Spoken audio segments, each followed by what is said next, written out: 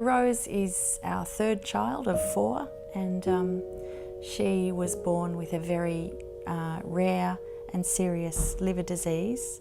Her liver disease hospitalised her permanently when she was 8 months old, and 5 months later she received a liver transplant.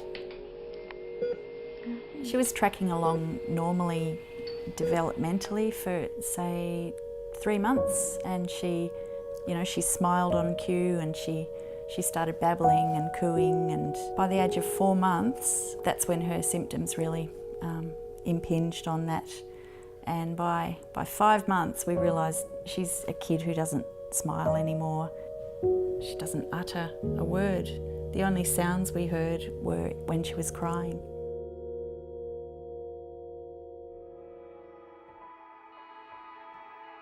When people think about developmental mental health disorders, the most common disorders that people think about are things like autism and attention deficit disorder. But in many ways they are just part of a spectrum of the development that goes on in childhood. And we need to remember that the development of children's minds has started from before they were born and continues well into early adult life.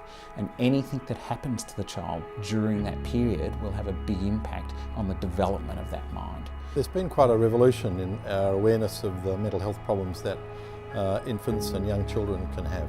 Largely driven by an interest in perinatal mental health, there's been an overflow into our awareness of babies and toddlers about their stresses and strains, their emotional problems they have, and how they express their reactions to trauma and stress.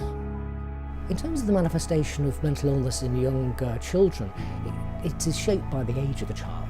So if you have a child who's going to school, then one of the first things that can happen is that their school grades or educational achievements can drop quite markedly. Left untreated, they may well persist into adolescence and then into adulthood, and that's going to affect the person's life down the line.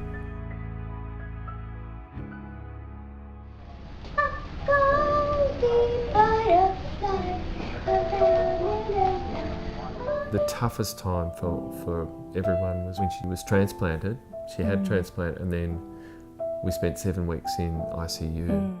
Her eyes, it's like she disappeared. She just had a hazy, weary look, which we now know is depression.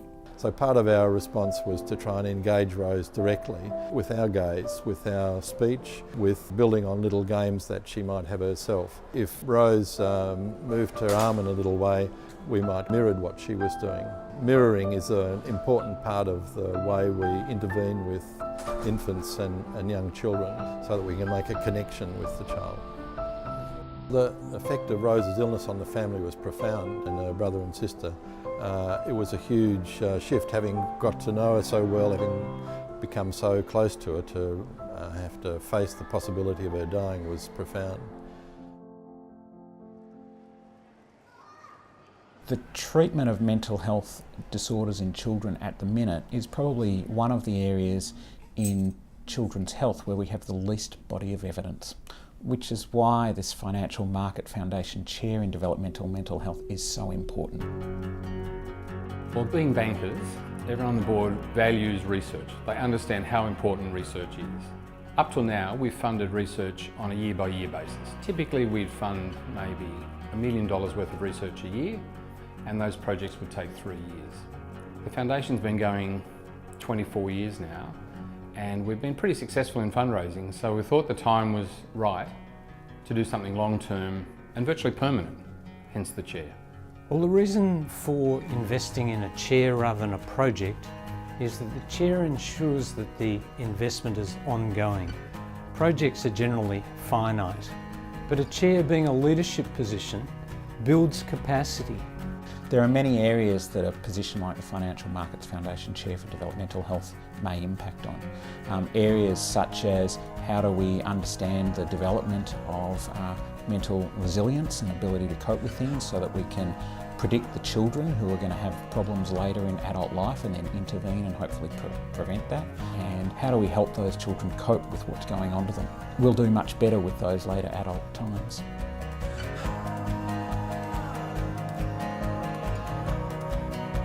In need the knowledge of why it's important. I mean, we know it's important because we've experienced it. We were so grateful that we had them. We really actually felt quite privileged. Those early years, you know, everyone knows that those very early years, you don't get them back. You don't get a second shot at it. They're just that important to do it, to get it right.